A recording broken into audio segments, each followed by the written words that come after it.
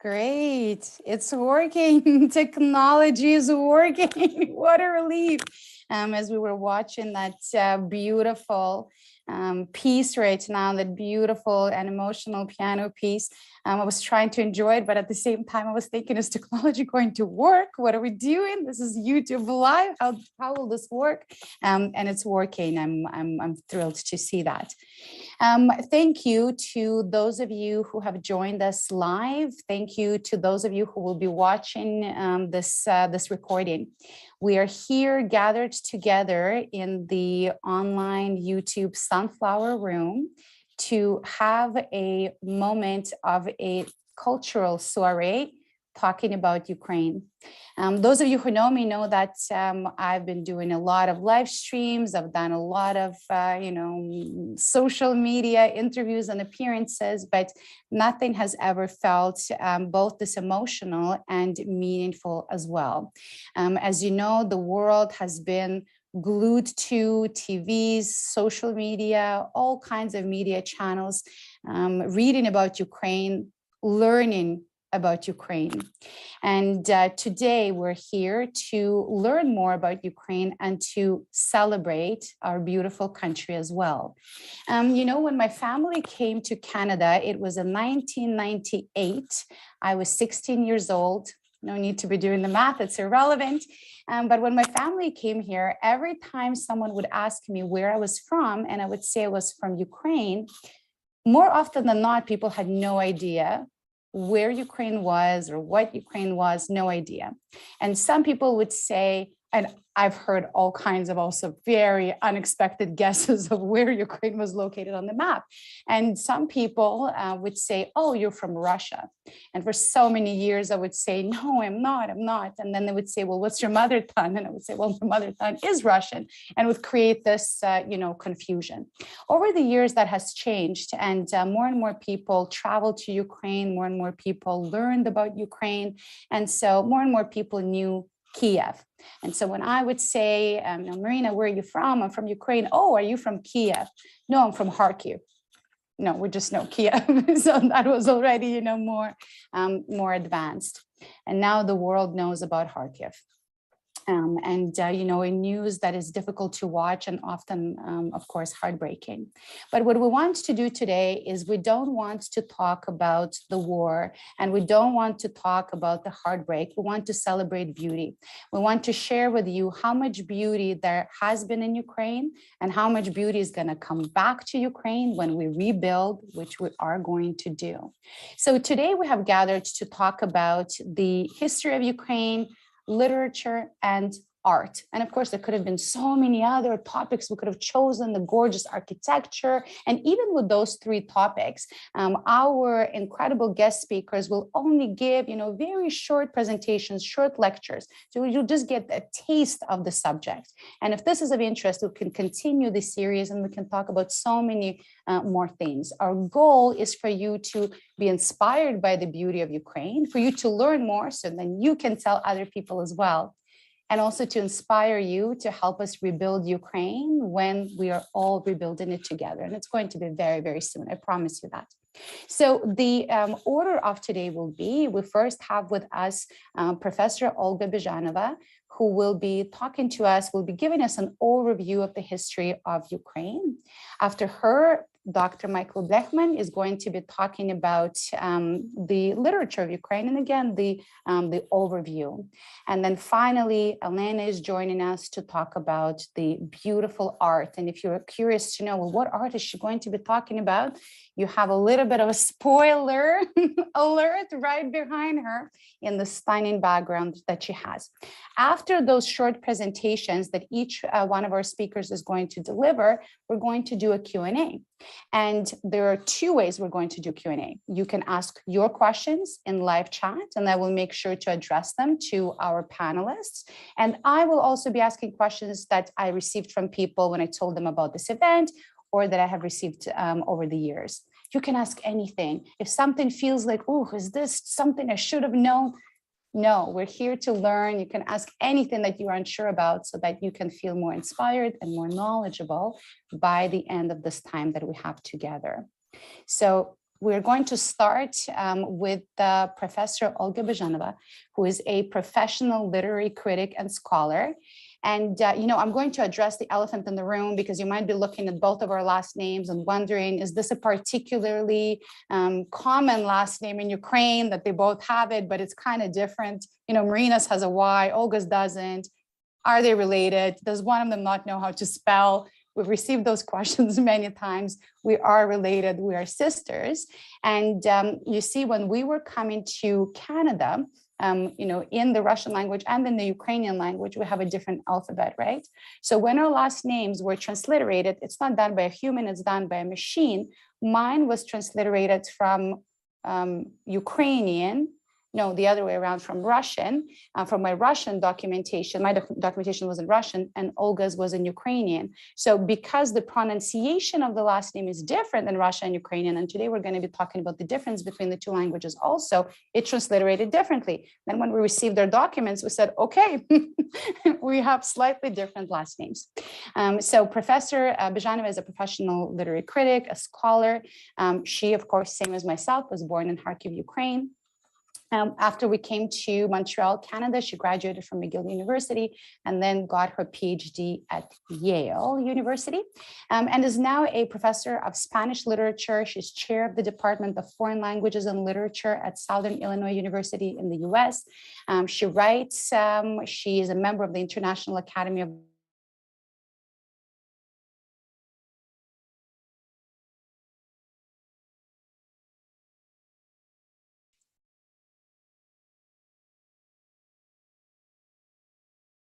Okay, I feel that Marina froze a little bit, and I am going to start my presentation because with technology, we always know that there can be little difficulties on the way.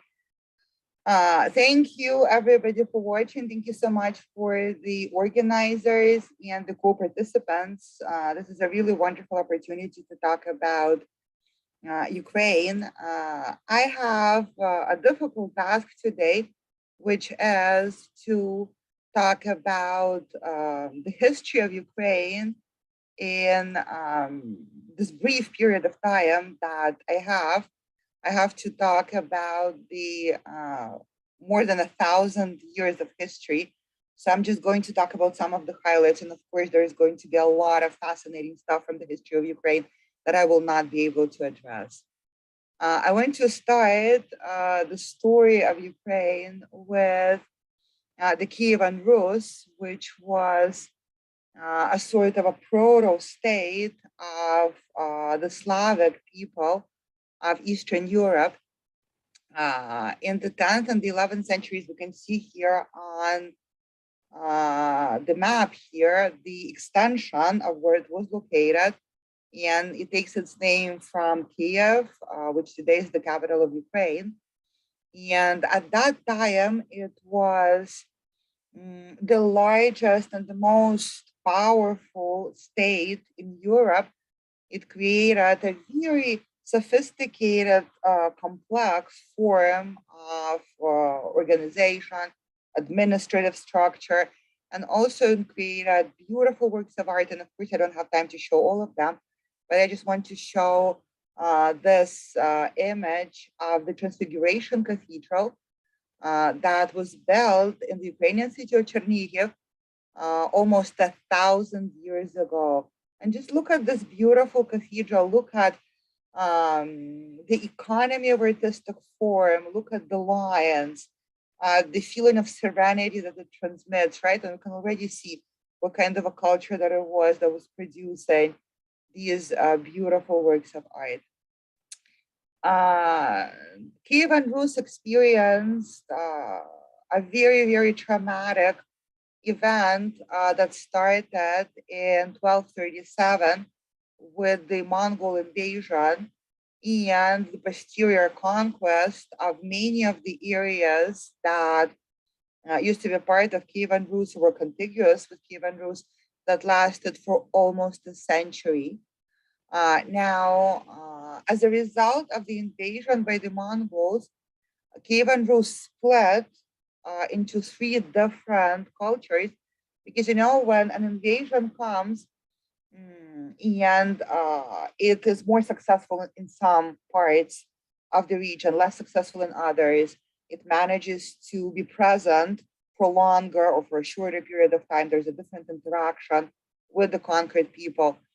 And so as a result of the Mongol invasion and the posterior conquest by the Mongols, there was this split that was created into three different peoples that today we know as the Ukrainians, the people of Belarus, and the Russian people.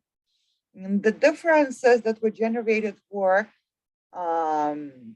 very, very profound, and they appeared in different areas of life and language, of course, because if you're in contact with the conquerors for a longer period of time, of course, you're likelier to adopt more words from their language into your own. Names, for example, are going to be different, right? First names, last names, again, are something that is created in an interaction with the conquerors if they're present on your territory for a longer period of time. Customs, traditions, we can see, for example, in the position of women in society, enormous differences start to appear precisely in this area.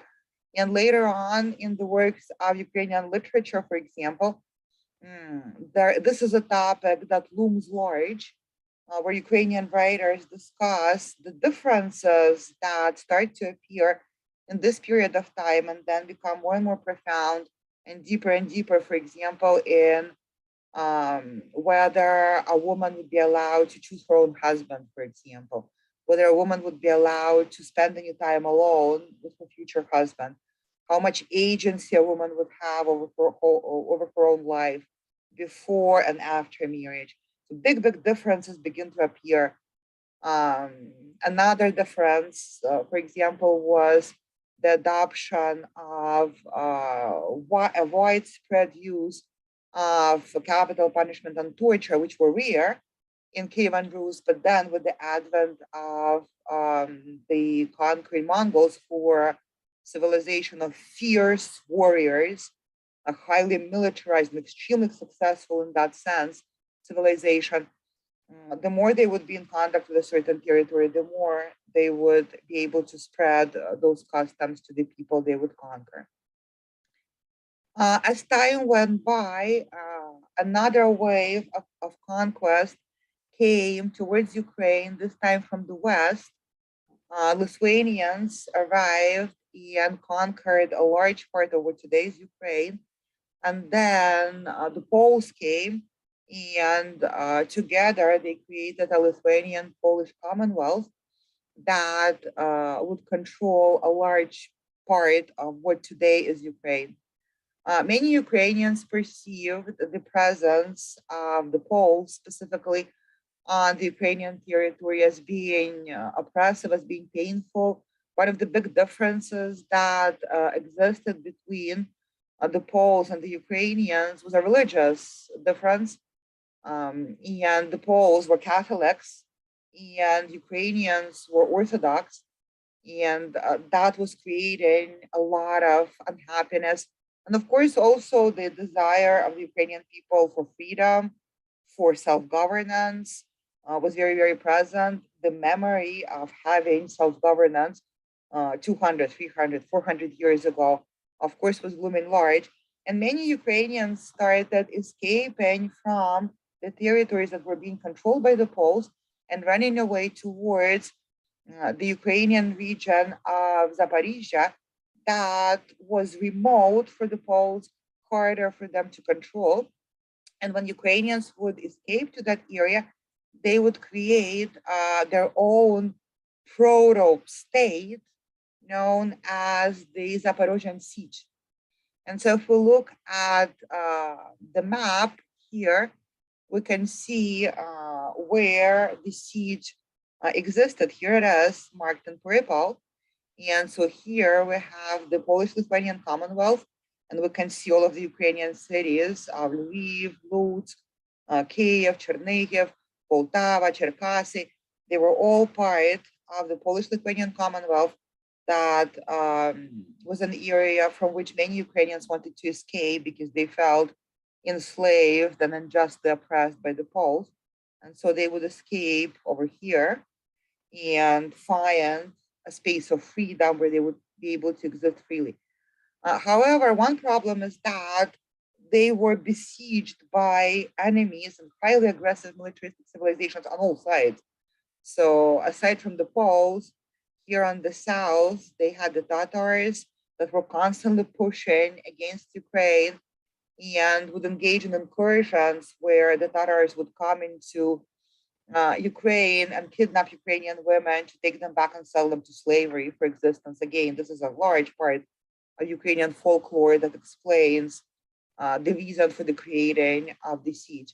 And here on this side, we had Muscovy, which today we know as Russia, but that is a newer name historically. And so on all sides, we can see that the siege constantly had to defend itself. So what was the Zaporozhian siege? Well, it was a proto-state that practiced a form of direct democracy. Now, direct democracy is different from representative democracy in that in a direct democracy, people get together and every person represents himself. I'm saying himself because obviously we're talking 16th century, not much interest in representation for women, understandably. So the siege was governed by the Rada, which was sort of a parliament where people would get together and discuss the important affairs that concerned everybody. And this way of conducting public affairs is still extremely popular in Ukraine today. We have seen only a few years ago when Ukrainians were unhappy with the corrupt government that existed in the country, the way to address it was for people to come out on the streets, get together in the central square of the city, and just hash it out. So that's what we do when we're unhappy. We'll get together, we'll talk it out, we'll look for a resolution. And this is our historical legacy that we have inherited from this proto-democracy in the siege. And aside from this general Rada, the general parliament, every little village or settlement would have its own square. Well, again, people would get together and discuss things and figure out how to proceed. The siege, it wasn't a country in the sense that we understand the country today, but nothing was a country in the sense that we use to imbue this word today. It was just a different formation. It was a form of a statehood, but very, very different from the way we understand it today. It did not have any fixed border. Most states did not have any fixed borders at that time, but it conducted diplomacy, foreign affairs, internal affairs, made concerted decisions in terms of trade, agriculture, all sorts of different policy. Since this was a proto-state that was completely besieged by enemies on all sides, strict discipline was being practiced in the siege. And so you could be expelled, for example, for being a drunk, because if you're a drunk, then you cannot defend in the moment when somebody comes in and tries to attack. There was a very strict code of conduct that people who wanted to live in the siege had to uphold. There was an effort at equality. Of course, it was not complete equality. It wasn't the kind of like a proto-communist paradise. It wasn't like that at all. Of course, the nobility of birth mattered. Of course, the level of education mattered. But at the same time, the most important things that determined your place in the hierarchy were not the nobility of birth or whether you were rich or how much money you had. The hierarchy was based mostly on how you would show yourself to conduct in battle. Because again, this was an embattled territory. And so the military rank that you would achieve, even if you were socially from the lowest classes of the population, you could rise pretty high in the siege based on your military valor and your courage and how you would show yourself in battle. In order to join the siege, all you needed to do is like a citizenship test, right? You had to recite the Lord's Prayer in Ukrainian, and then you would be admitted. During the siege, this beautiful form of art that's so typical Ukrainian was born, and it's known as the Ukrainian Baroque. Here I'm showing you one of the beautiful Ukrainian Baroque churches in Chernihiv. What is interesting about the Ukrainian Baroque is that, and here's the entrance to the Kiev-Pechersk Lavra, for example. What's interesting about the Ukrainian Baroque is that when people would build these cathedrals, they would decorate them on the outside with whatever they think matters to them, whatever they think is really important. Here, for example, we see holy images on the outside of the cathedral, but often you would see, for example, in little village churches, people would paint them on the outside with images of cucumbers and tomatoes and beets, because that is what people perceived as the biggest gift from God, right? That is what made life beautiful. It's vegetables, it's food, and it's just the form of art that when you look at it, it's supposed to make you feel good, right? It's not, when you think, for example, about the beautiful Gothic cathedrals of Western Europe, they're beautiful, amazing. But those cathedrals are trying to evoke the feeling of something imposing, somber, right? And here, not to criticize, I love the Gothic art of Western Europe. There's just a very different feeling that this is trying to evoke, right? You're looking at it, and it's cozy and homey and this very, very beautiful kind of look. By the mid-17th century, the tensions around the siege became just really unbearable. And the leader of the siege at that time, Bogdan Khmelnytsky, was leading a huge Ukrainian uprising against the Polish-Lithuanian Commonwealth. He was largely successful in that uprising and managed to create an independent Ukrainian Cossack state. But at the same time, there was so much pressure on all sides that he had to choose an ally. In his mind, at least, he thought he had to choose an ally for his newly formed state. And the ally he chose, probably looking backwards today, was not the best choice possible. He chose Muscovy as an ally, as a military ally against other enemies. Mostly the choice was made on the basis of religion. He thought, well, people with the shared Orthodox faith, we're all going to be friends, it's going to be great. It was not great.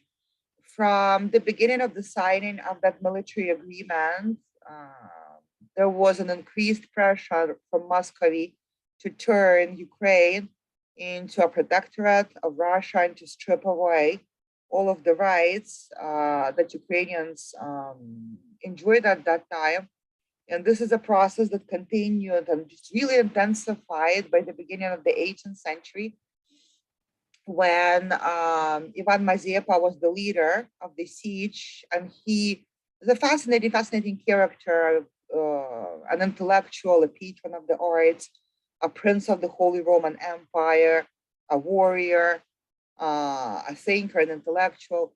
He understood that there were very few remaining opportunities for Ukraine to push back on Russia.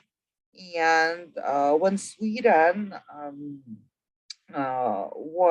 came to and started a war and a war started between Sweden and Russia, Mazepa sided with Sweden in the war against the Tsar of Russia, Peter the Great, as he is known, and betting on the fact that maybe this way there's going to be a way to push back on the Russia's dominance. That was not successful, unfortunately, and very soon we see the end of the siege that was brought about by the Russian Empress Catherine the Great.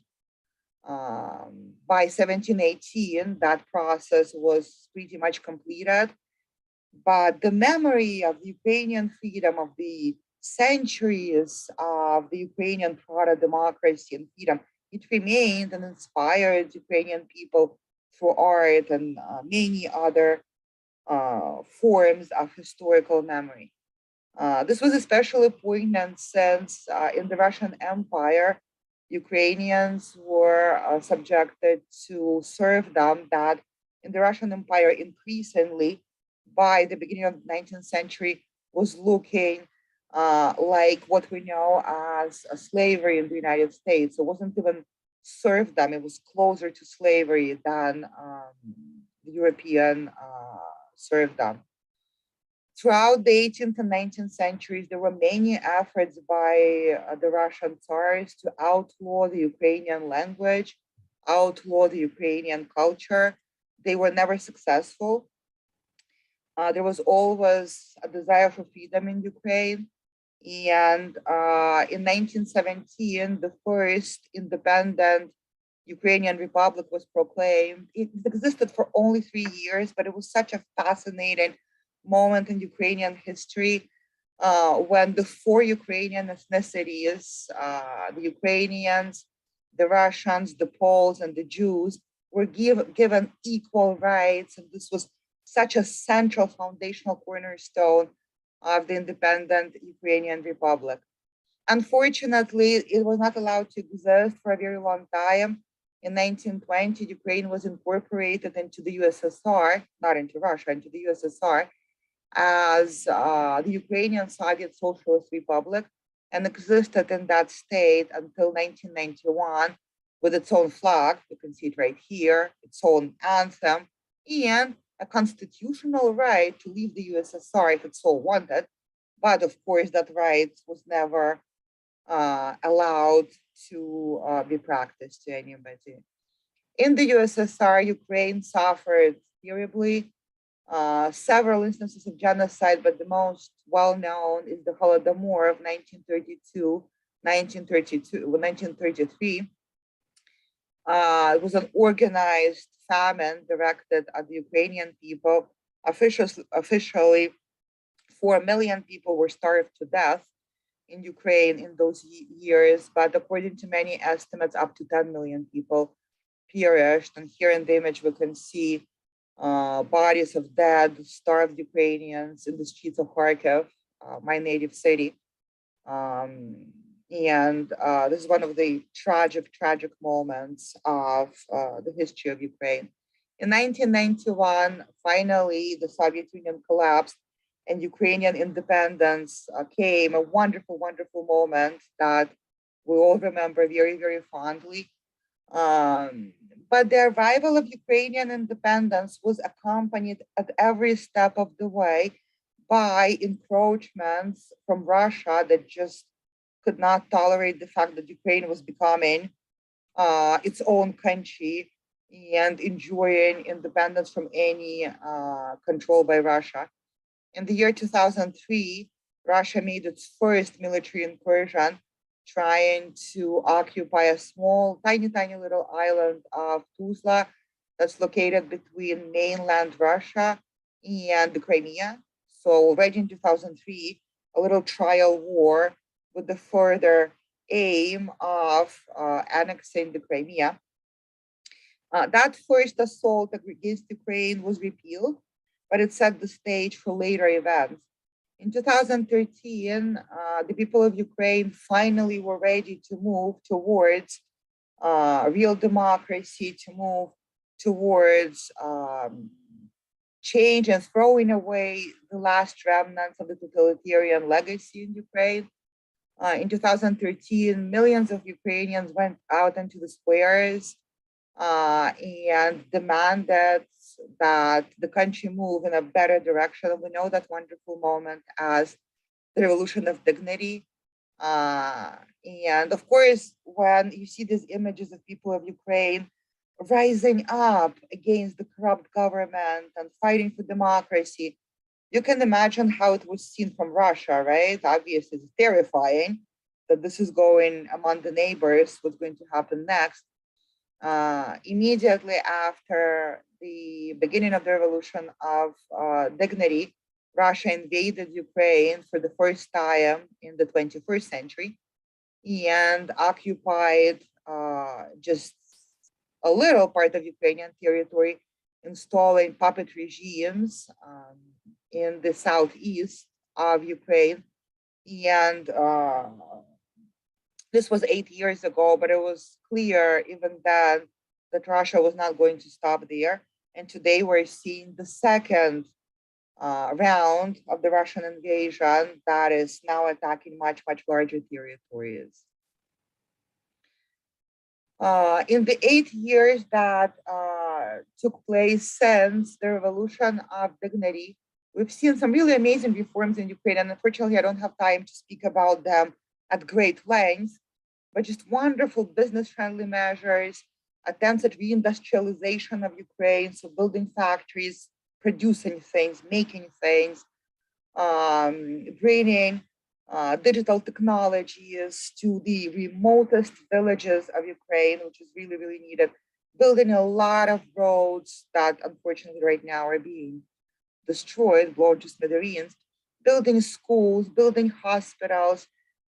The minimum wage in Ukraine at that point, by the end of 2020, was actually higher than the minimum wage in Russia. So Ukraine was gaining speed and doing a lot better economically. The standard of living in Ukraine was just really increasing. It was outstanding.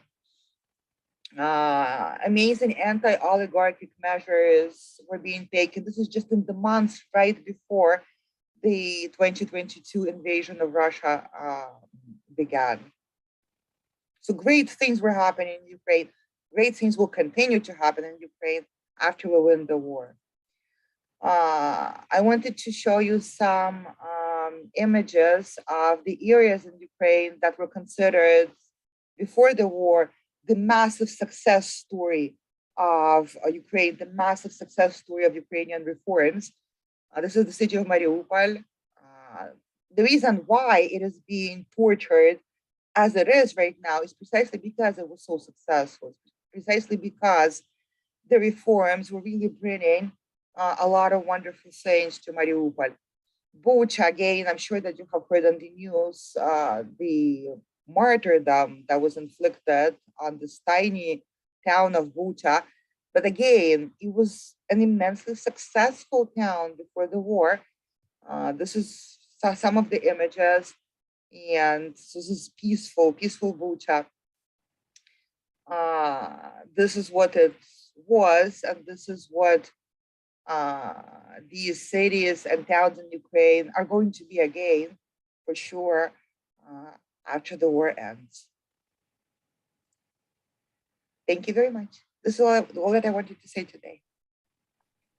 Thank you so much. Thank you so much for the insight and for sharing also the beautiful images, the beautiful and inspiring images. I think it's so important that we continue sharing those instead of, only showing it. Of course, it's very important to show the images of what's happening right now and the images of the war, but we also want to make sure that we show the beauty because, as you said, not only is this the beauty that was, it's the beauty that's going to be. And a lot of that, Soviet buildings and Soviet architecture will now have an opportunity to be rebuilt, to look like Bucha and to look like those, beautiful towns that existed after Ukraine became independent and had an opportunity to rebuild.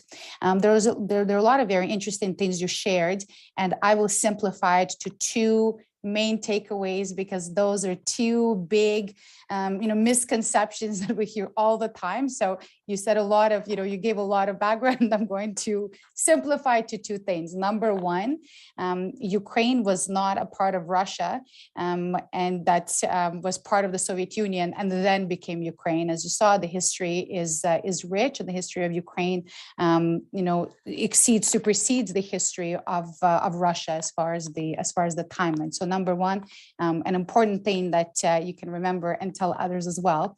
And number two, very often, and you will see it also right now, very many people who will, write articles, share posts on social media, and will call for peace between Russia and Ukraine. And they will say, you guys are, brother and sister, or even some people say we're brothers and sisters. We should just, find a way to get along.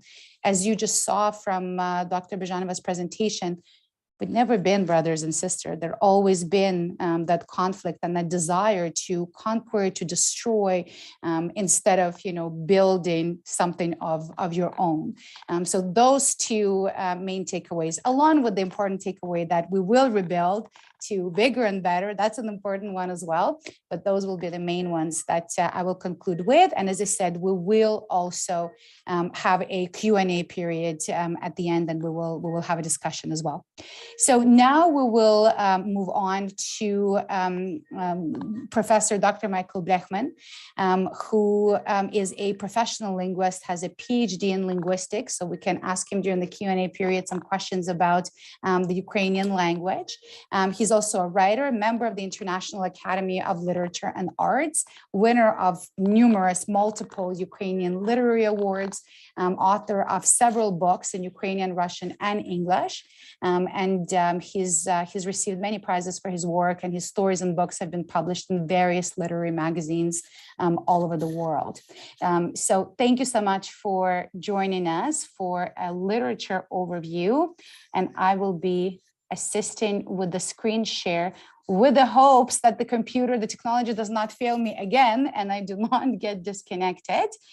So let me start the screen share, and the virtual microphone is now yours.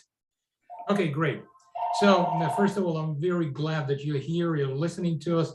I must say that Ukrainian literature deserves not even hours, not even days, weeks, months, years of talking about, but I will try to make a tiny little introduction into this wonderful subject.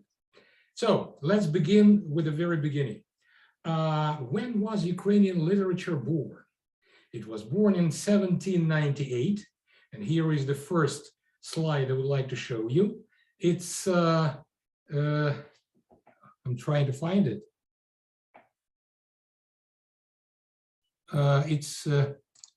Ivan Kotlarevsky. I would like to show you the first slide. Yes, here, wonderful. So the father of modern Ukrainian literature is a great author, a great writer, Ivan Kotlarevsky.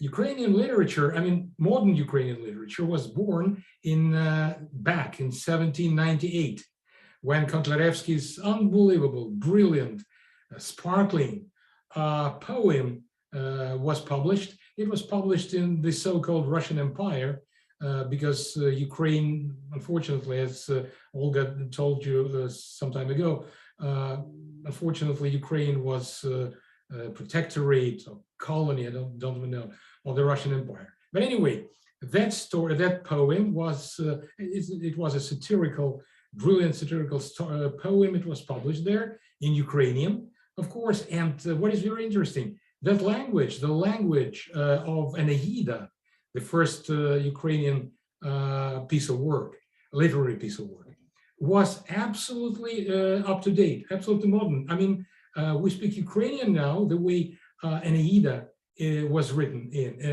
It was just the same Ukrainian language. It was incredible. It was 1798. And in the so-called big Russian Empire, the language of the poetry was very, very outdated, very, if you read it now, you will not be even able to understand everything because the language was very outdated, very obsolete, if I can put it this way. And what is interesting, the first Russian poem in modern Russian was published 15 years later after the publication of Kotlarevsky's Aeneida. It was done by Vasily Zhukovsky. Some people, very many people, think that the creator of the modern Russian language was Pushkin. It was absolutely not the case. It was Vasily Zhukovsky, by the way, the man who translated God Save the Queen, or the King, Боже царя храни. And his poem, Svetlana, was written in modern Russian. It was 15 years later after the publication of Aeneida. Let's go on. And the next slide will be about the greatest. This is Aeneida, by the way. And what is interesting, they are saying here on the book that they are publishing the poem with the explanation of Ukrainian, they call it small Russian, little Russian, I don't even know that terminology, words, Ukrainian words. So, of course, that language was not up to the Russian language, so to say. Of course, I'm saying that with a lot of sarcasm. That's why some words were supposed to be explained. That was, and you can see here, 1798. That was the year of the birth of the Ukrainian literature. Okay, let's go on. And now I want to tell you something about one of the greatest persons in the Ukrainian history and mentality. It was Taras Shevchenko. By the way, I want you to have a look at the faces of Ukrainian writers, and you will see how beautiful they are, how very, very special they are. Shevchenko was one of them. In the Ukrainian banknotes now, he is shown with, as an old man, with a huge papacha. Papacha is a Ukrainian word for winter hat.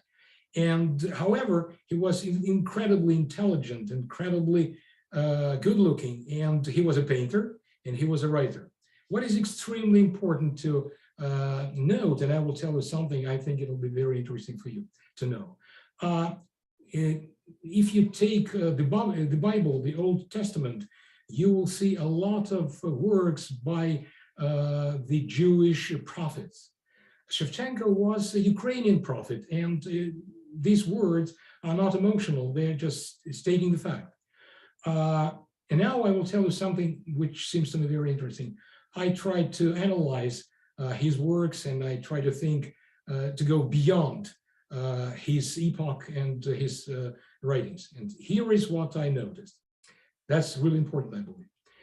One of his small but beautiful poems is called, the translation would be something like a little cherry orchard near the hut, near the house.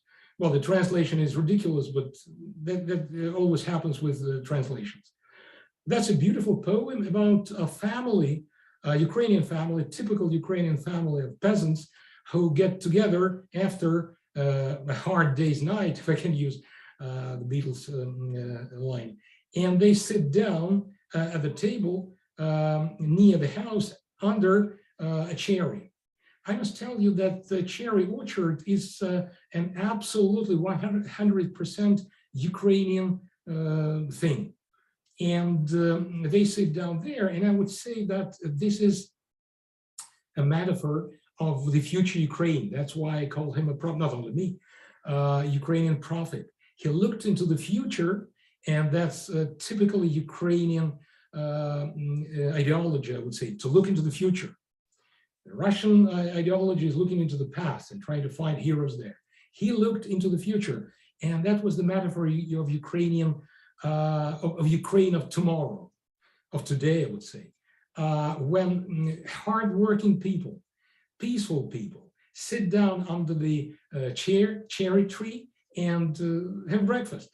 And what is interesting, many years after Shevchenko, a big Russian playwright, Anton Chekhov, wrote his famous play, The Orchard Garden, the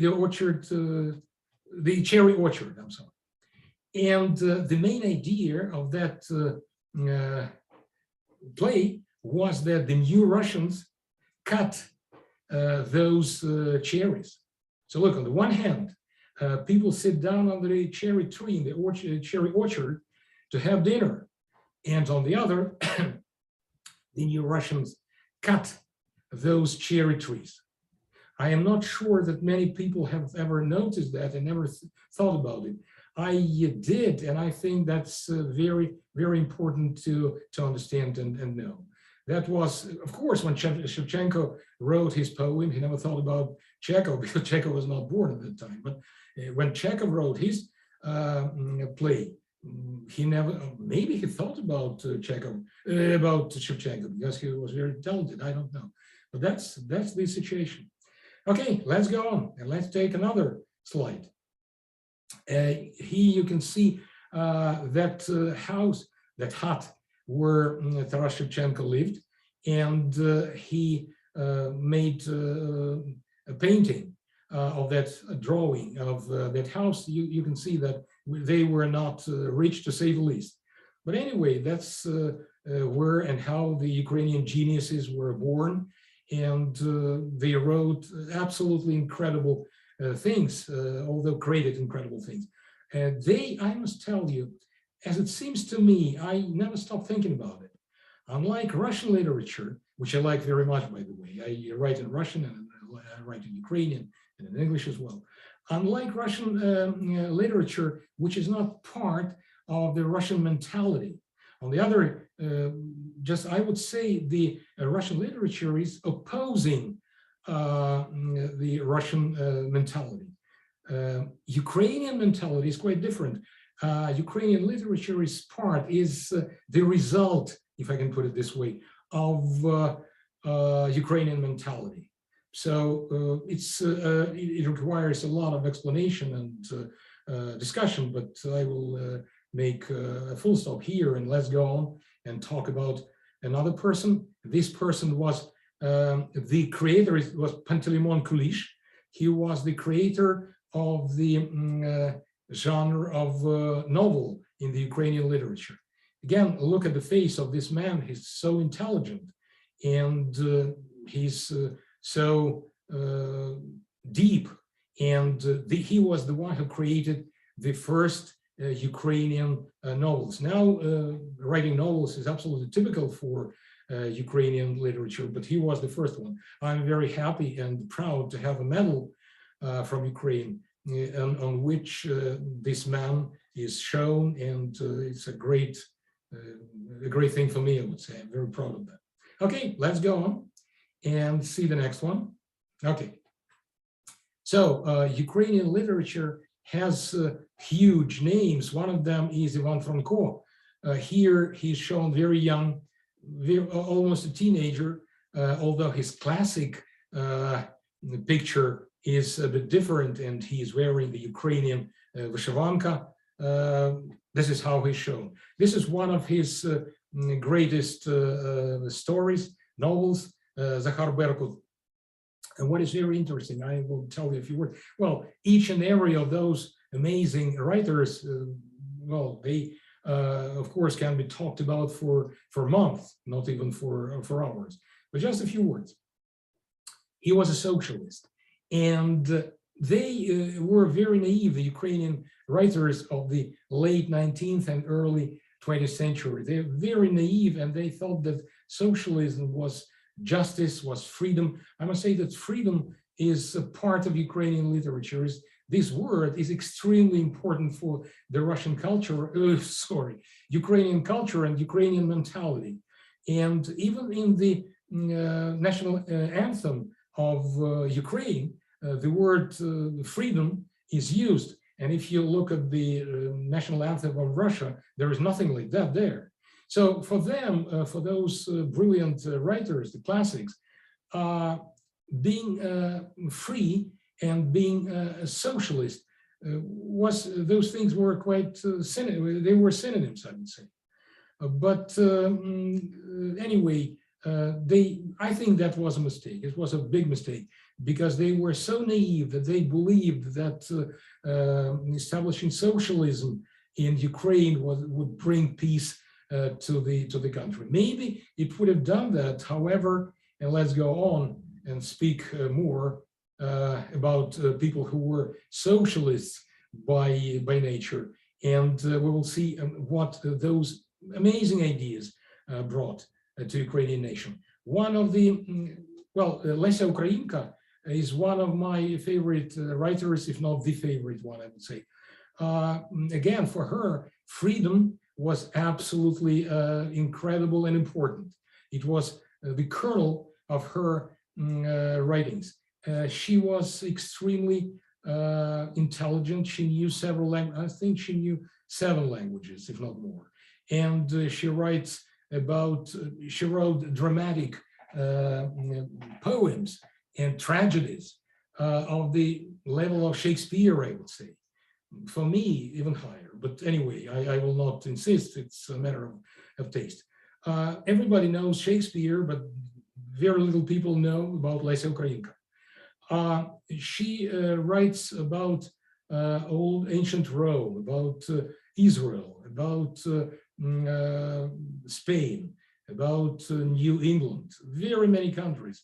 And she finds ideas that are very important for us today, although she writes about things that happened a lot of time ago. But again, she was a feminist, it's wonderful, and she was a kind of socialist, I would say, which again turned out to be a mistake, but to criticize people like her, it would be ridiculous, so I will never do it, of course. I think it was a mistake, but anyway, let's go on and talk about another phenomenal writer, Volodymyr Vinnychenko.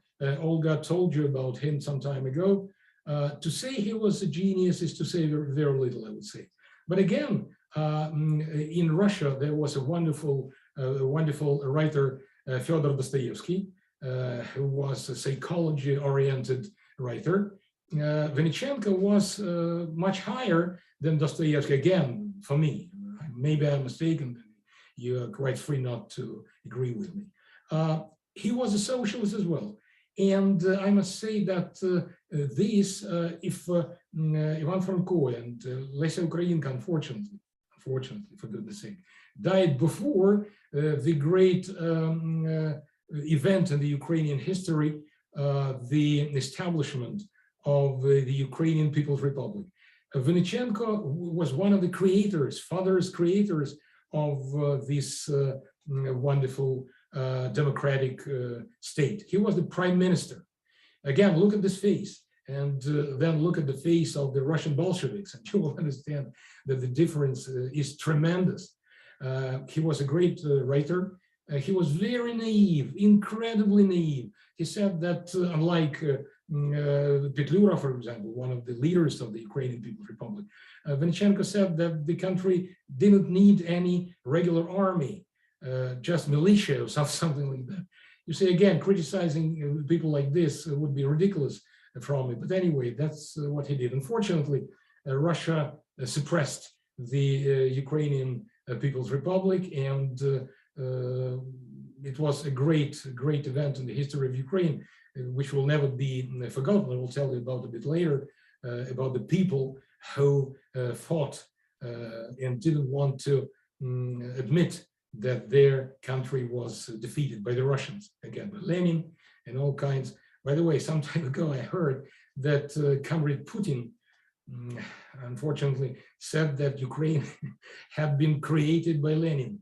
It was unbelievable. I understand that people like Putin and all those scoundrels are not educated, they are semi-educated, they can't even speak good Russian. But anyway, he says that and doesn't understand that Lenin destroyed the Ukrainian state. So that's exactly what he did. But let's go on anyway. Let's go on. And I will tell you about the executive Renaissance. In the history of Ukrainian literature, there was a wonderful period of time when Ukrainian authors, very young ones, very brilliant ones, tried to create this renaissance of Ukrainian literature. They were absolutely unbelievable, and what I read, and I'm reading a lot in Ukrainian, I must say, shows that it was really great. Let's look at the next slide, and I will show you. Yes, just look at these wonderful people. You look at them and you understand that it was really a renaissance. It was really something that brilliantly educated people brought to Ukraine. They were created by the Ukrainian spirit, by the Ukrainian nation. And again, I will never stop repeating this. It makes Ukrainian literature absolutely different from the Russian literature. I don't say that this one is good and that one is bad. No, not at all. I just state the fact. Well, all the Ukrainian Renaissance writers were killed. It was, you will ask me when it began. It began after the defeat of the Ukrainian People's Republic. And it was just like the time of Russian Silver Age, something like that. Of course, it was quite different. They wrote a lot of prose and they wrote a lot of poetry. And that poetry is unbelievable. Let's go on and I will show you someone else. This is saying that one of the poets, Yevhen Pluzhnik, I have a book by him, by the way. I received it from Ukraine before the invasion of those, I can't even say the Russians, it's something like, I don't even have the words to explain, to show what I mean about that. Because after the invasion, and that book has two poets, Yevhen Pluzhnik, who was killed, of course,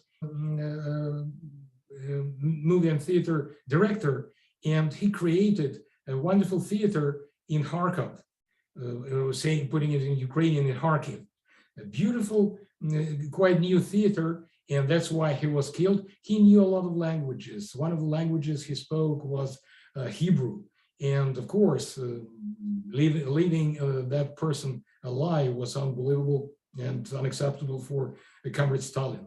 People like Stalin, Lenin, Putin, they are semi-literate, I would say, or even illiterate, no matter what they say about themselves. So he was one of them who was killed. Let's go on, and I want to tell you, yes, this is one of my favorite poets, Mykola Zerov, an extremely educated and intelligent poet. And he was killed as well. So that book I told you about 5 minutes ago, which I received from Ukraine before the invasion, has works by two great poets. One of them is Mykola Zerov, he's over here, and the other is Yevhen Pluzhnik. Of course, Zerov was killed. I can tell you that when you read his poems in Ukraine, you understand that he was just like Mandelstam in Russian poetry. he was that kind of person for Ukrainian literature. Mandelstam was killed, and Zara was killed as well. That was absolutely normal, so to say, absolutely natural for the Russians. Again, when I say Russians, I don't mean the ethnic idea. I mean the idea of the whole so-called country, which they call Russia. Okay, let's go on. And contemporary authors. I must tell you that there are several which are incredible and I need to mention. Here, there are several names. Olесь Gonchar, Lina Kostenko is a wonderful poet. She's rather advanced in years, but she keeps working. She's not one of my favorite authors, but anyway, she's very big. Maria Matios wrote a novel, a brilliant one, Solotka Darusia. Let me try to translate it. The Sweet Darusia. Darusia is a Ukrainian name. Luka Dashvar, a wonderful novel, Milk with Blood. And Sergei Dzюба is one of my best friends. He lives in Chernihiv. I haven't heard from him for a long time now, unfortunately. Hopefully everything is okay, but I know what is going on to Chernihiv now and what it was Olga told you about. So, and I am very happy to be a tiny little part of modern Ukrainian literature because I write in Ukrainian and I write in Russian as well. That's it. Thanks a lot. Sorry for being very long because I must tell you that when I start talking about Ukrainian literature, it's impossible to stop. I'm awfully sorry. But I have been receiving a lot of messages, a lot of direct messages on social media from people saying that they're learning so much and researching at the same time to learn more. So it was incredibly insightful. We've gotten an overview of Ukrainian history and got people's curiosity piqued about the incredibly talented writers and poets that Ukraine has had over the years and contemporary as well. And now we're going to shift gears and talk about the art. And so the person who is joining us today, Elena, is a professional artist with a master's degree in fine arts and graphic design. She, since 1999, has been member of the National Artists Union of Ukraine, and now she lives in Canada. She lives in beautiful Canada, but is still incredibly connected to Ukraine. Her paintings are held in private art collections of Ukraine, Canada, Poland, and Germany. Multiple of her graphic design and advertising works have earned awards in international creative competitions in Europe and the USA. One of her more recent awards was gold at the 2019 Summit Creative Awards in Boston, USA. And now that she lives in Canada, she's the CEO and creative director of Art Fresh, an award-winning marketing. Wait. Okay, maybe I should start. It's a little bit frozen screen. It can happen. Sorry about this. It is a big pleasure to be here, and thank you so much, Marina, for the invitation to be presenter today and talk a little bit about Ukrainian art, what is really unique. And it was hard for me to select what art history period would be really interesting to talk today, but we will add some bright colors to our Ukrainian presentation. I just will share my screen and I will show you one of the most maybe incredible artists that some know, some don't, and I hope you will enjoy this amazing art, amazing person who is really a gem of Ukrainian art. She was an inspiration for Picasso and Marc Chagall. Today we will talk about Maria Premychenko, who is really amazing master of Ukrainian naive art, and her fantastical visions were captivated the world. You can see it's amazingly decorative art. It's bright, the colors, it's real. When you see the real art from Maria, you can see it's very close. These pictures introduced. And the most unique is that she is one of those artists who created a unique world of their own images, the world of the beauty that expressed the feeling that people live, that people would feel and think about Ukrainian culture and Ukrainian folk. Maria Primachenko, her art was a big inspiration for Pablo Picasso and Marc Chagall. I bowed down before the artistic miracle of this brilliant Ukrainian, it said Pablo Picasso, when he had seen first time her artwork at Paris World Fair, 1937. And also another amazing artist, Marc Chagall. He was also another admirer and of this talented artist, calling his own images of fantastical creatures the cousins of the strange beast of Maria Primachenko. So you can see that Ukrainian art was really did affect in the European culture, in the European art. And the most unique thing is with Maria Primachenko that the artist's works are a combination of all possible artistic styles of the 20th century. It's really amazing because she has different periods in art, different styles, different colors. You will see different shapes and topics, themes. And each of these art was connected without even studying Impressionism, Neo-Romanticism, and Expressionism. This is a portrait of Maria Primachenko. She was a self-taught artist who throughout her life has carried a craving for creativity and an irresistible need to share her love for life and art with people. The life of Maria Primachenko was not easy. We will talk about this a little bit later, but her love to life, love to the art, it was really incredible. She created a unique world of her own phantasmagoric images filled with beautiful colors, using the visual language of Ukrainian folk art, which was very, very picturesque, very colorful. And it's reflected in embroidery and painting Easter eggs. Ukrainian Easter is very famous with pisanka. It's decorative, unique, decorative, actually painted eggs with oven style, oven decor, which related to different oblasts of Ukraine, different province. It has oven style, and this was one of the maybe most impressive things and inspiration for Maria Primachenko. Elena, very sorry to jump in. Are you changing slides? Because if you are, we don't see it. We just see the cover slide. Yes, I do change.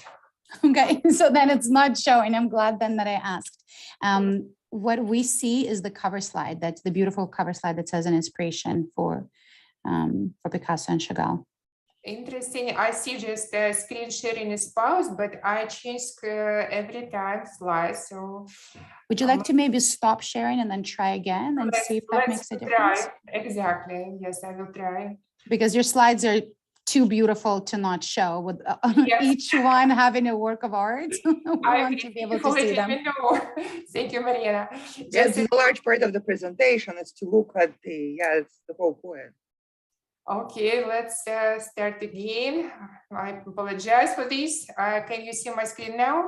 Yes, so now we see Primachenko earned fame in her lifetime for, now you're going back. Let's start over again. So it was on this. Yes, I believe. So we talked before that you heard that Maria Primachenko's art was a big inspiration for Pablo Picasso and Marc Chagall. And this is pictures, if you didn't see, this is different period art from Maria Primachenko. And you can see how different style she had in her art. Like it was Impressionism, like I said before, and Neo-Romanticism, Expressionism. So it was interesting that she was a self-taught artist who really was inspired from the nature, from Ukrainian culture and traditions, art, folk art. And she was actually one of the most maybe interesting modern artists in 20th century. So this is, you can see the picture of Maria Primachenko. And what you missed probably, this is one of their images, her artwork, that show how unique was her creativity. And just we don't jump further. So Maria Primachenko earned fame in her lifestyle for really very beautiful and colorful art, which has abstractive sense of animals, different lions, birds, horses, and other animals covered with fantastic, almost psychedelic, say, patterns. So you can see different animals and different color style that reflect different periods of her art history, like an artist. Maria Primachenko was born on January 12, 1909 in the village not too far from Kiev. It's about 30 kilometers from Kiev, Kievskaya Oblast, Bolotnya. Her father was a carpenter and also practiced carving. And her mother was a famous needlewoman of embroidery. So whole family wore embroidered shirts of her production. And you can see that all her art has some patterns, decor elements from this embroidering about, like we can talk a little bit later, special decor and style would did affect on her art style and art language, artistic language. At the age of 7, Maria became seriously ill with polio. It really was a very, very hard period in her life because she could not work, and her family said, no, you can do now embroidery, you can sit at home, you can do painting. So she switched from her, like say, family daily work routine from the field to art oven studio. And she started create amazing artwork that first she just have maybe more joy than really serious. So when she did embroidering, she did at the same time drawing, painting, and all this actually created an amazing combination, maybe inspiration for her future art. She took seriously art like at the age 17 because she understands that she cannot stop drawing. She loved to do this. She found some, it was an interesting story, bluish clay and began painting the family home. The villagers liked her work, and Maria soon had her first commissions. It's interesting that Maria actually never asked money for her work. She just enjoyed it. But people so much love what she's doing, and neighbors, that they wanted to reward her. So her first commission happened when she did for one neighbor art. She painted beautifully, painted his house in the village. And he rewarded her with a pig.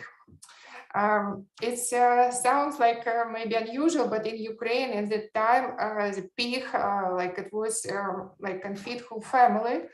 And in this time, in 1932, 1933, like Olga said before, Ukraine has Holodomor. It means that people did not have any food. They had to survive the famine, and this pig actually helped her family, whole family, survive their famine when it happened in 1930s. So the artist became famous in 1936 when her first work, Beasts from the Swamps, were exhibited for the first time in Kiev. It was an all-Ukrainian exhibition of folk art. And she was really so famous in this time because she received a diploma of the first degree. It was her first award. And this opened the door for her to the say big art. People started see her works and like her works. She take a great interest in this time in ceramics and continue engage in embroidery and drawing. So she was really very talented person, and she did a lot of work in this time. And in this period, one of the most remarkable paintings and famous now are the bull on a walk, the blue lion. You can see some of these works here. And this is actually how she started her maybe international journey like professional artist.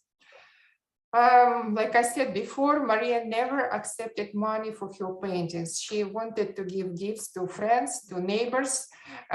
She had actually idea to mobilize artists, local artists where she lived, and organized a creative group to paint all the buildings and houses in the cities. She said, what wonders we could create together. Not only would be gardens and parks in Kiev bloom, but also the streets and avenues. The houses would look down and smile at the passers-by. So this idea maybe just realized actually was happened and was implemented in the modern Kiev. If you visit Kiev, you will see a lot of amazing murals on the houses in Kiev and downtown. And this may be one of the creative ideas what received really life much later, like after the artist passed away. Maria Primachenko, during her studies in Kiev, met a fellow villager, an infantry lieutenant called Vasil. Their couple did not have much time together as Vasil was soon called up to military duty in the front lines. It was a period of World War II in the 1940s. But they had son, Fedor, and he born and never had seen father. And the couple never reunited because Vasil died in battle. It was a big actually tragedy for Maria, and she could not work for some time. It was very hard period for her. And she wrote in her, like, told stories that on the eve of her beloved husband death, he had a strange dream, a garden where all the plants grew in the opposite direction. The roots emerged from the soil and climbed towards the sky, while the flowers and bushes grew into the ground. So mourned her husband for a long time, abandoning all creative work, and it was really reflected in the colors, and you can see change like to the dark colors. So artists lately still like art, love to art came back to her, and she started make another amazing period work for what she did and what she loved. The images of Maria's work amazed with their fairy tale, magic and fantastic, because you can see it's amazing imagination. It's kind of like kids say drawing, but in the same time, it's very kind and very sensitive art. Reality and fantasy are immersed in her works, and animals, flowers, trees, they live over a life, and you can see that struggle, this animal struggle for good and resist evil, everything as in the fairy tale. Maria's wonderful world was magical and unique. You can see how vibrant colors are, how she was sincere and how she was kind when she say portray her nature, her soul in this artwork. When we see Maria's work, different periods, you still can notice that every art has really connection to her childhood. It's imagination what kids can draw.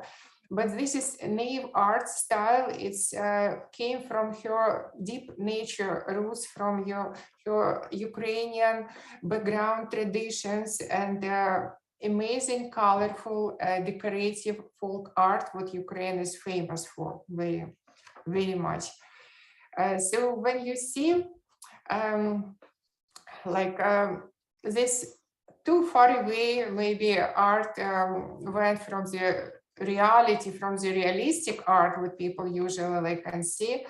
And when people ask Maria about why she painted non-existent animals and flowers, why she cannot do what like real show water pictures, and she said, why draw as they are? They are so beautiful, and I paint my oven for the joy of people. I want so many people to watch the drawings and that everyone like it. The world exhibition of Maria Primachenko, which took place in Paris in 1937, brought great glory to the Ukrainian artist. And she even was awarded a gold medal. It was in the French capital in Paris with the works of the artist first met her amazing, well-known already colleagues such as Pablo Picasso and Marc Chagall, and they appreciate her work so much and even started using similar motifs for their works. You can see some works like on the left side remind a little bit Picasso.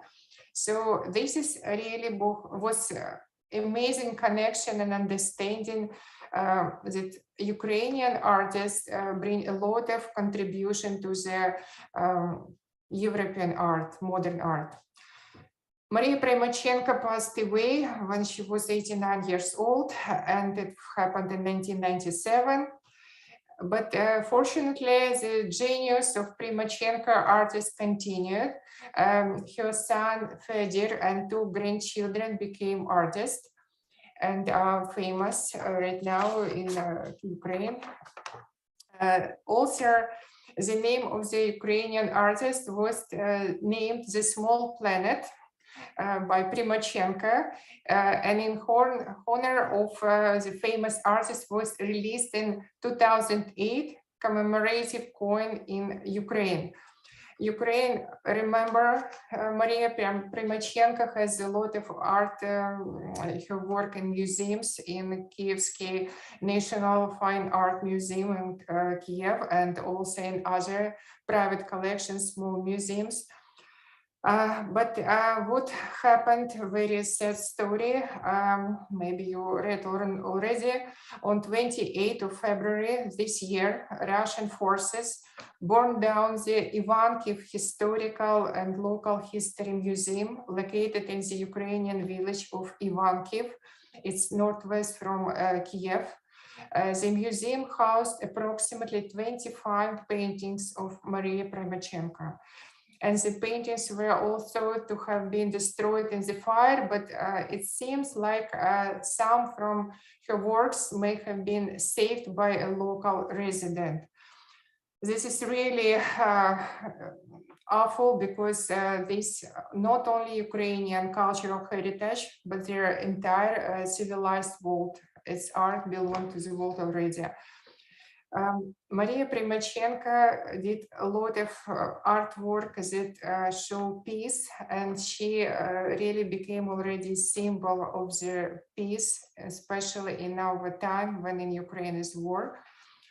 And we really hope that soon this will be finished, this awful time, and Ukraine will have open all doors for the museums, and you can see this beautiful artwork in person when you visit Kiev, when you visit Ivanki, when you visit other museums in Ukraine. Thank you so much. I hope you enjoyed. Thank you so much, Elena. I learned so much, and it's just so, it's mind blowing and so inspiring to just, see this just incredible raw talent. And then that last picture of her that you showed, just the babushka with, her hair covered and just this beautiful, incredible painting. It's really remarkable. Also, her quote that you shared really stuck with me. What wonders we will create together. The houses will look down and smile. I think that's what we're all going to do together.